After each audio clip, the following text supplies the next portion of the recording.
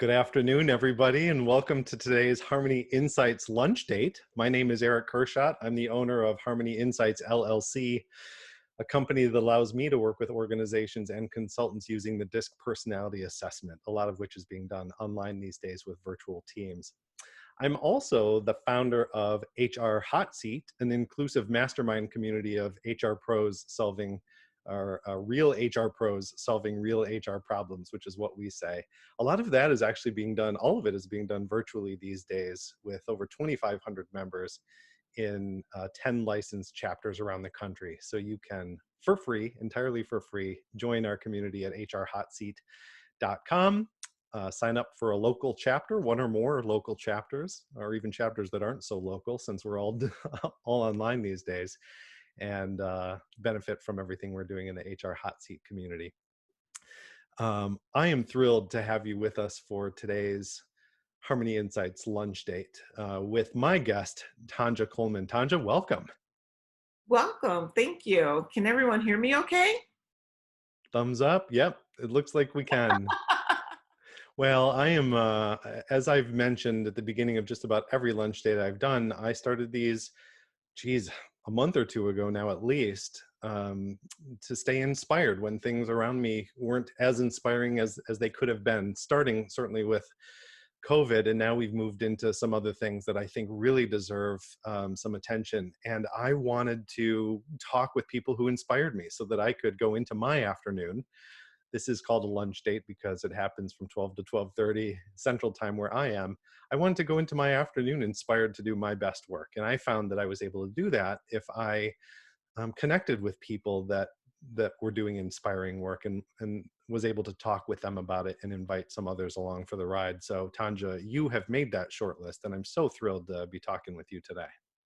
Thank you. I'm happy to be here. I see so many familiar faces, like from my past and names, and oh, it's so cool. Thank Love you it. for attending. This is And going to be very fun. as I said, I'm thrilled to have you with us.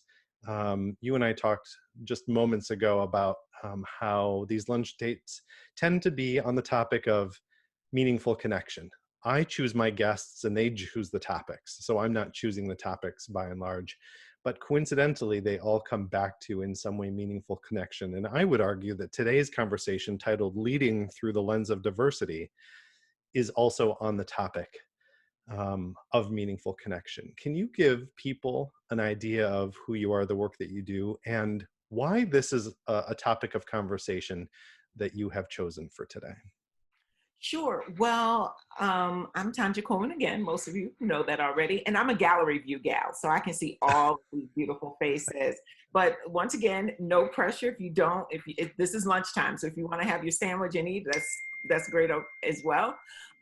But really my line of work started out many years, well, I shouldn't say many, just a few years ago in talent acquisition and recruitment. And so from there, I continued to evolve in my HR career and really decided that I wanted to be I wanted my legacy to really be around helping organizations address and solve issues. And so earlier in my career, I was really great with employee relations, but you all know once you start to get in the employee relations pool, there's something that's gone drastically wrong, right? That you have to kind of jump in and try to mitigate.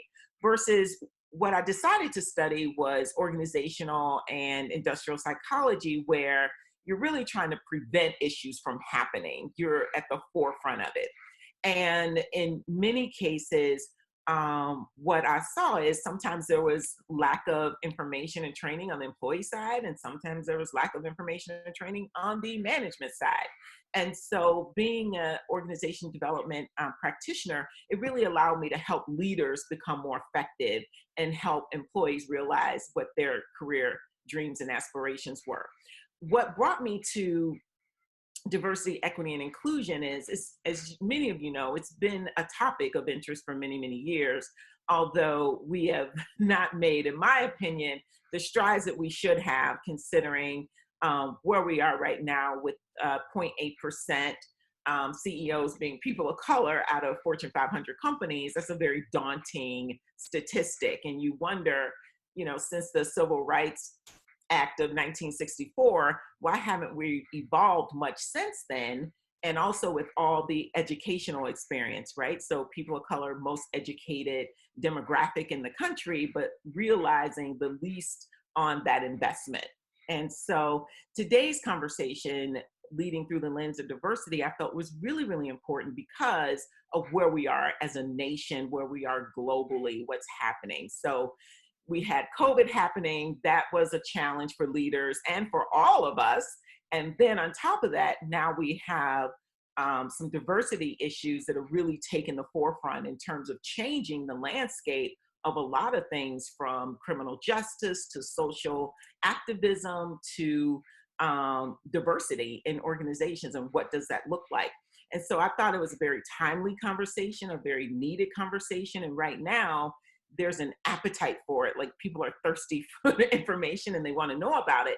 And so when you have interest, you have to mitigate that interest with information and keeping people involved and interested so that they can activate amongst diversity initiatives right now. So that's kind of where a little bit about me and my passion. And you can see I'm like super excited about all of Yes, that's one of the things that I admire about you, one of many things. And I'm really excited for a couple of reasons to have this conversation, and especially with you. And we're going to tease toward the end some additional conversations on this topic that I've been able to line up for the next week or two that I'm excited about. But I love kicking this off with you for a couple of reasons. Number one, your background as a practitioner. You've worked with some fantastic organizations, and this is all available on your LinkedIn page, but I see YWCA there.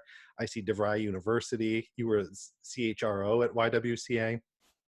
I see Starbucks on there. I see Microsoft on there. So you've been involved with some version of this conversation with some heavy hitters, we'll say, Mhm. which I think gives you great perspective as a practitioner. But you're doing your own thing. It's always been important to you, at least always, as long as I've known you, Mhm. that you have this, I'll call it extracurricular. I don't mean to downplay it in any way, but sort of this passion for taking the stage, finding that spotlight and sharing your message wherever you have the opportunity, not necessarily just under the banner of your employer at the time. Is that fair to say? Yes. So Reimagine Organization Development Inc. is my third entrepreneurial endeavor. I had my first talent acquisition and diversity recruitment training agency at about 27 years old. And I've always had this knack for entrepreneurship, because being in organizations, I always felt like there was opportunity to do it better, but sometimes you're constrained when you are an employee. And for whatever reason, psychological or not, I think sometimes there's a higher or greater appreciation for a consultant, and you seem to be able to move the bar further when you are. Yeah. That's wonderful. So I just recognizing that about yourself, I think is so valuable. Then, but to be able to exercise this in the way that you have, both while traditionally employed and otherwise, I just think I've been inspired by anyway. So I appreciate. Thank you. We mentioned earlier, it's been at least a few years since we sat down to talk, but with as often as I see you pop up on LinkedIn, being a guest and an invited speaker all over the place, I feel like we've been able to stay in closer contact. So that's been fun to follow along with. Yes. So again, I want to encourage people to include their questions in the chat area as we go. I see you're sharing your LinkedIn URLs, which is very helpful. I want to kind of tee up this part of the conversation where we first start talking about what you, Tanja, perceive as the challenges that our audience may be facing these days in the area of diversity, equity, and inclusion. I'd Mhm. love to kick this off with the poll that I put together, if people are able to see it, that asks three questions, actually. The first one says, has your company released an internal and or external statement related to its DEI, diversity, equity, and inclusion commitments in recent weeks? The second question says, has your company demonstrated its commitment to DEI beyond a released statement in recent weeks? I think a really important distinction.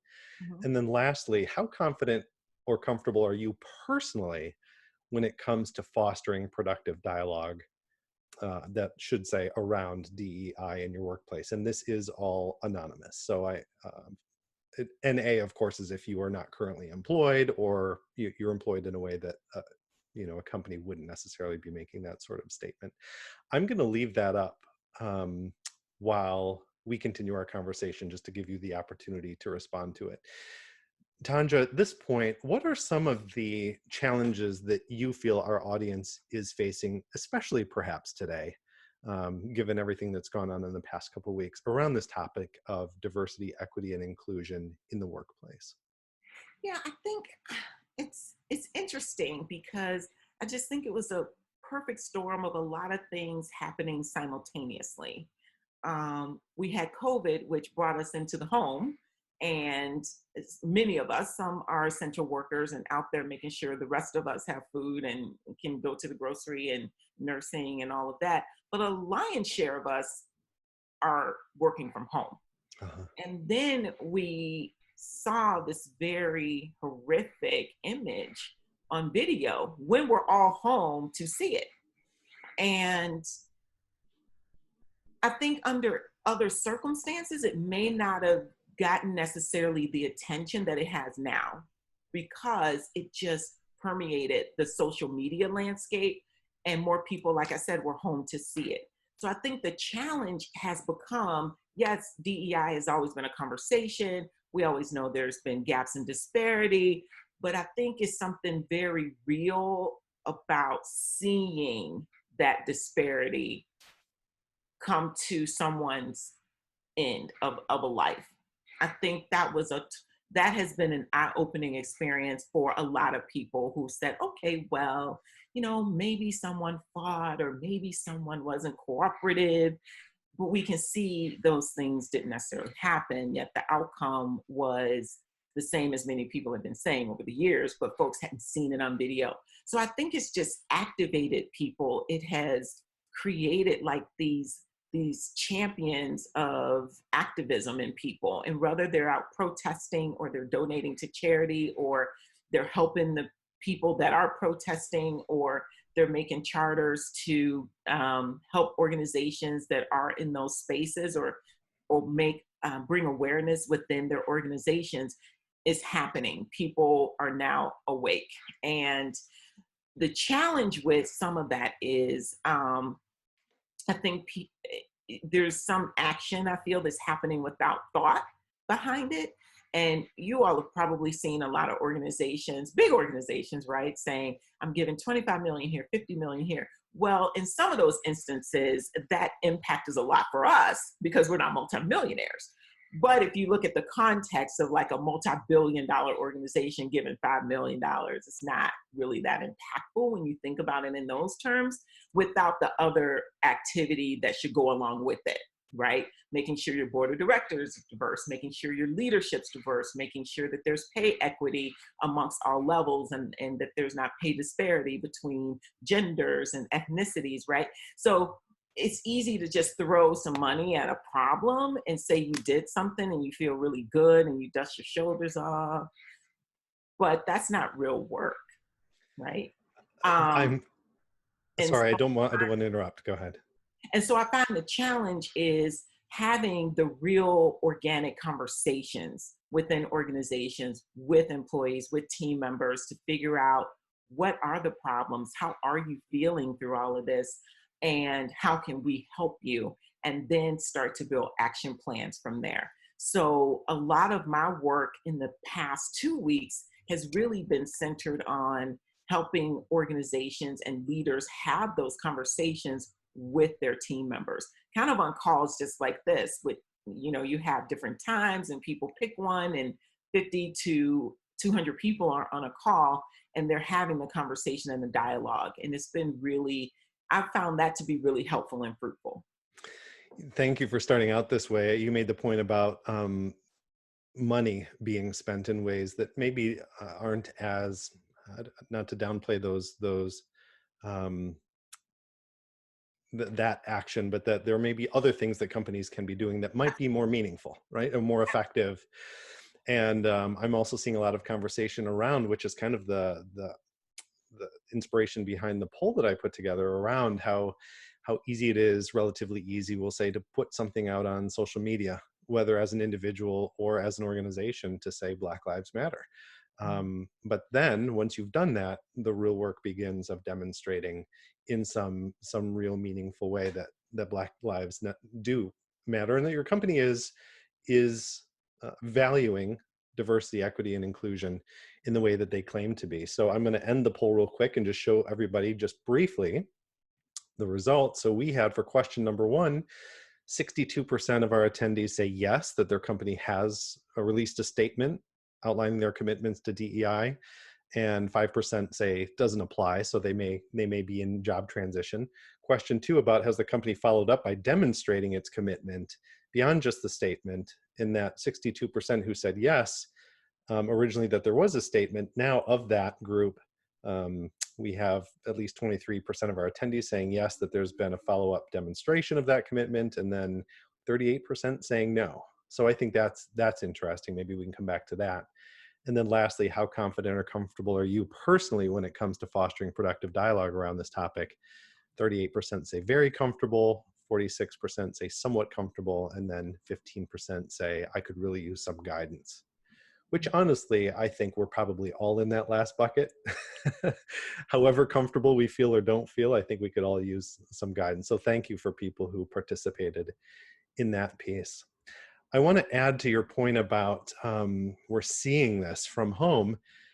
I want to underscore that from home part. So for those of us who are in a position as practitioners to go back into the workplace and shepherd people through this conversation and help facilitate it in some meaningful way, we're not in the workplace. We're seeing this happen at home, and we are working from home. So the traditional conversation that would normally take place at work and in the office isn't necessarily now. How do you think that that is weighing into how challenged we are to really speak meaningfully and take meaningful action in the wake of everything that has gone on in the recent couple of weeks?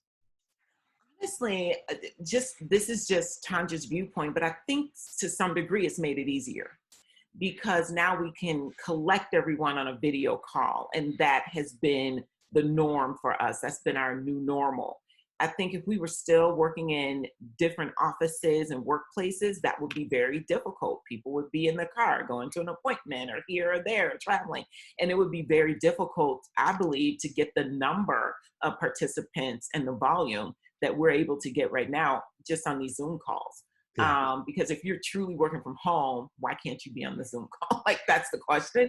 Versus when you're really out in the field, you have a lot of things that you're doing, a lot of pieces you're moving, meeting with clients. Now a lot of things are done from your office at home or wherever whatever room you're using as an office. And I think it's made this process a little bit easier for these conversations and calls. I'm also not sure in the workplace, given the state of unrest, how that would have manifested. I think having the video landscape where people can talk and still be in familiar environments, I think has been very helpful without having the stress of necessarily being in a hotel trying to have these conversations or being someplace where you're worried about where your kids are or your family. Yeah. I think it's kind of level the playing field a little bit for these conversations as well. And I hadn't thought about that before until you just asked right now, but I do believe that it has helped in some degree just to have attendance, have thought, and have contribution to the conversation. One of our attendees today, Savita, chimed in saying, I also think being at home is a safe space for people to be honest about how they are feeling, so that that sense of safety that you may not feel in the workplace for one reason or another, you know? Exactly. That's interesting. I honestly thought the conversation might go in a different direction, that being at home is hindering this discussion in some way, but it's really intriguing to talk through how it might actually be helping us connect around this topic. I woke up today, one of the, I forget what it's called, but one of those news aggregators that I see first thing in the morning talked about a fairly well-known company that is discouraging their employees from wearing Black Lives Matter t-shirts to work. The same company in the past, I read, fostered or supported t-shirts around gay pride specifically. And so now it sounds like they're discouraging employees from showing up. What do you think are some of the challenges for people who actually are going into work around their ability to have this conversation, to express themselves, to honestly clarify what their opinions are and to find their voice? Because I don't think we're showing up ready to talk. I think a lot of people are showing up admitting to being vulnerable in some sense and figuring out, or admitting that I don't know what my perspective is. You know, I could really use some guidance. I'm not sure what voice I bring. Wanting to do that in different ways, and then having organizations kind of pump the brakes a little bit to say, oh, we're not sure that we're entirely comfortable with this voice that you've showed up with. What are your opinions on that? Well, I think it would stem on a couple things. One is whatever policy is in place, right? So if you generally have a policy of not advertising anything on t-shirts in the workplace, then that's understandable. However, if you allow individuals to wear certain t-shirts with certain statements and beliefs, or whether it's, I'm a cancer survivor or heart association, then it's really a slippery slope, because you're allowing it for others but not allowing it for this group. And so I would just have leaders rethink that, and really come to a reconciliation within themselves about what their own bias is. Because why would you be uncomfortable with that in and of itself, right? Yeah. I had a previous lunch date with Gary Savine, who's an attorney here in the city, and it was on the topic of sort of compassionate rule enforcement. It wasn't called that. We had a much better, a much better title, but it was saying basically we can have standards, but still be caring about those standards. Yes. So it sounds like what you're saying is companies that have those standards and policies in place, as long as they enforce them unilaterally, Mhm. and consistently, then that's fine. That's fine to do. But if you're bending to certain things and allowing stuff here that you're not allowing here, then that starts to muddy the waters a little bit. Exactly. And it's no different if you like allow employees to sell Girl Scout cookies, but then an employee that want to sell their own cheesecakes, you say no. Like, Right. open the door for it now. Yeah. So And uh, for the record, I'm a proponent of both Girl Scout cookies and cheesecake in the office. exactly. But to pump the brakes on one movement or initiative, I think that's not ill intended at all. I Yeah. think you have to start to look inside yourself and internalize what are your feelings and how are you viewing it yourself. Yeah. So looking at the time reminds me of a disclaimer that I had intended to make off the bat, that 30 minutes is by far insufficient for a conversation like this. We can only scratch the surface, but the goal of these lunch dates is to inspire people to do more, to learn more, to investigate, to talk, to listen, ask questions. And that is my goal for this conversation. In the time that we have left, can we shift to actionable steps that our attendees can take who want to really find their voice on this topic, lead in the workplace, shepherd others through this conversation in a meaningful way? What are some tips, given your own background and the work that you do currently, that you have to share with people? Sure. One of the things that I always struggle with when I hear from people is they wait for leadership to do something. But what I always tell people is you are your own leader, essentially, right? So you're empowered to talk to individuals within your group, in your circle as well, right? So sometimes leaders will never address an issue. It doesn't mean that it's not worth you addressing individually. So taking individual accountability is first and foremost. But then I think on the broader leadership landscape, like I said, organizations are having kind of these broad conversations around racial justice and equity. I think part of what I'm hearing from some organizations is they're tasking certain people to do that, whether you're a person of color or you're HR, but you may not be trained to have those type of conversations and facilitate them. And believe I've been doing these for like the last 2 weeks, they can go left really quickly. Right. And because people are sensitive and you're talking about emotion. And Yeah. unless you're really trained to get a conversation back on track, as well as get the most content out of that conversation and meaning, then it can really turn employees against one another. So you have to be careful about who you're having conduct these conversations. Secondly, when you have someone internal to the organization trying to have these authentic, soul-bearing conversations, and it's an employee, then you have a person that's already not neutral, right? You Mm-hmm. already have someone that's inside the organization that you may or may not trust. And then you're also hampered by whatever reputation, good or bad, they may have or may not have. And so I always urge organizations that are serious about this to make the investment and have an external firm come in and conduct and facilitate these conversations so people really feel like they're not being recorded, it's in a safe place, and they can really communicate how they feel and know that it's an outside entity that has no skin in the game with the company, that's not going back telling anything, and it's the context and the contextual context of the conversation can be preserved. Yeah, wonderful. But Those are also, all, go ahead. but also, it's just so much to share. I know There we're is. but but If I someone could also stop time for the next 2 hours, we'd I know, appreciate that. but I also want to say one of the things that I've seen, one of the things that I'm hoping does not happen is everyone has these soul bearing conversations. They talk about what needs to happen. They talk about change and, their vision for the future, and they're all excited. And then it's like a big potato drop and Mm, nothing happens, right? yeah. So we have to also be very vigilant about what are those next steps. Why are you having these conversations? Is it just to hear people, or are you listening to people to be able to make substantive change and real change? And if so, then you need to map out an action plan by which you stick to.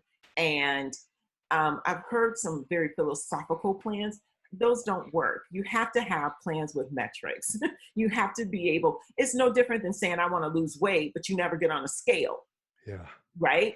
Right. So you have no idea if you've lost weight or not because you're just not doing it. So you have to be able to measure what your success is. And you can only do that if it's you set up some statistical measures by which you can look at what your diversity initiatives are. Now, some are hardcore metrics, some will be more engagement related, but some things so you can actually see how you're moving forward. Excellent. Those are all fantastic tips. You said two words that really resonate with me that could take us another couple hours if we decided to focus on these. One, empower.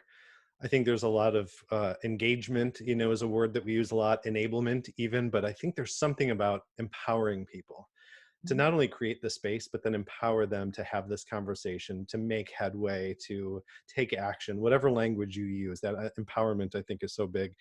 And then also something that Simon Sinek talks about a lot is finding your why. If you're doing this because you feel it's the thing to be done, that other companies are doing it, so you may as well.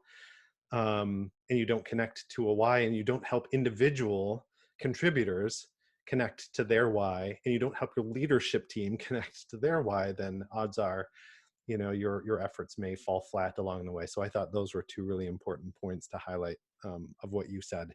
We're already beyond 12:30, and so I'd like to begin to wrap this up.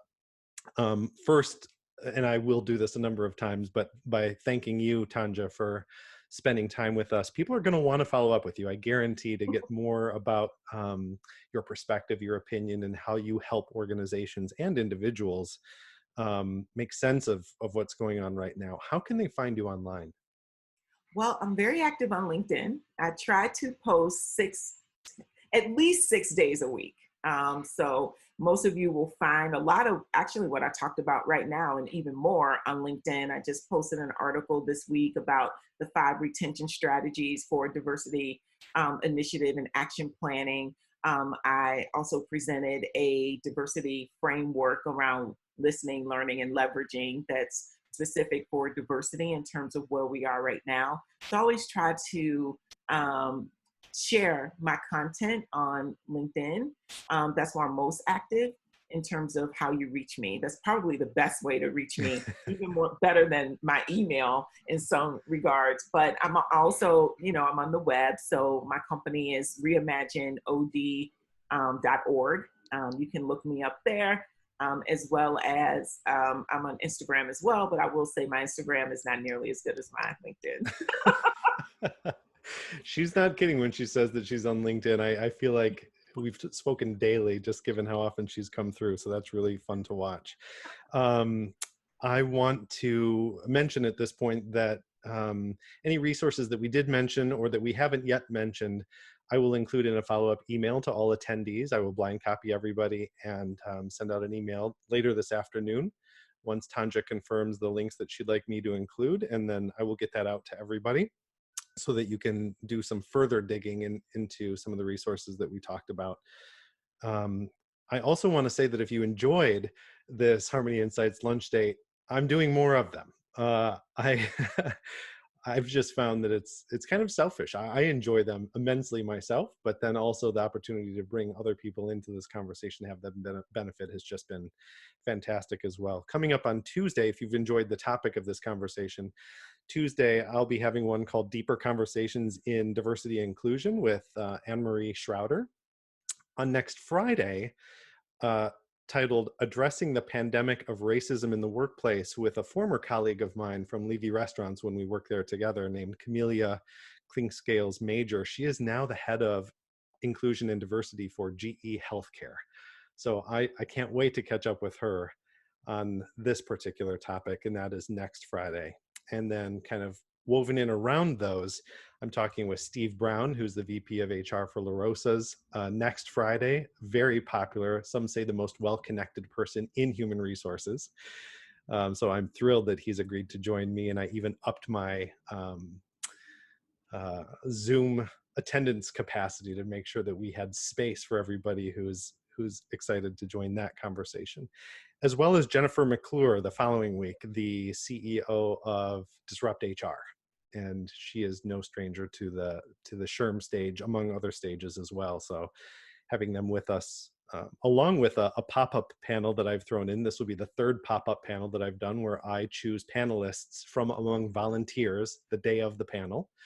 And it is going to be on the topic of vulnerability. So if you want to be a part of that and you want to have the chance to share your own perspective on the topic of vulnerability, I would love to have you at that pop-up panel. You can find all of that information at harmonyinsights.com/lunchdates. At this point, if you need to go about your afternoon, you're welcome to do so with our blessing. If you'd like to. One Yes, announcement that go I'd ahead, like, Tanjia. a couple of things. One is, I know this is a tough time for a lot of people. I want to make sure that everyone is, if you are employed, reaching out to your EAP, making sure you take care of your mental health.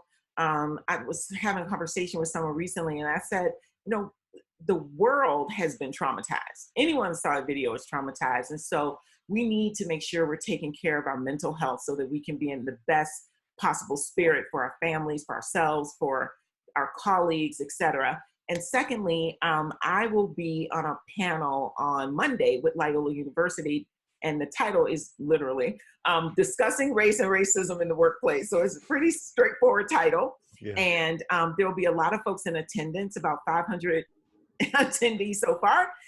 So it's really kind of taken off. And in addition to that, I'll be doing some LinkedIn Lives and some webinars is coming up, but stay connected to me on LinkedIn. I'll put it all out there so you have plenty of time to rearrange your calendars to make sure that you get all this good information in. So I will be providing Erich with some links as well, because people have asked, they really want to know a little bit more about history.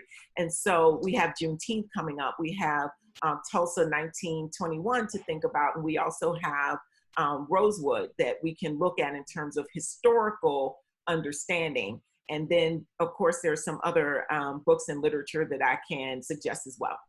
That's wonderful. And if I've heard anything, one of the most common things I've heard, or common suggestions, recommendations, is to educate yourself. Mm-hmm. I'll just leave it at that, and to go out and ask questions, listen actively, but then also make the effort to educate yourself. And so it sounds like you're going to provide us any number of ways that people can do that. If you need to leave, again, you can do so now. If you want to stick around, this is the point at which I encourage you to unmute yourself and offer a contribution or a question. Since we have hopefully a few additional minutes with Tanjia, are you able to stick around for a little bit, Tanjia, to answer some questions? I'm good until about 12:45. Excellent. So we have just a few minutes, but in the meantime, Tanjia, again, thank you so much for spending your time with us today. Thank you. I appreciate it. I'm glad that so many folks are interested in this topic. It really makes a difference in your life personally and professionally as well.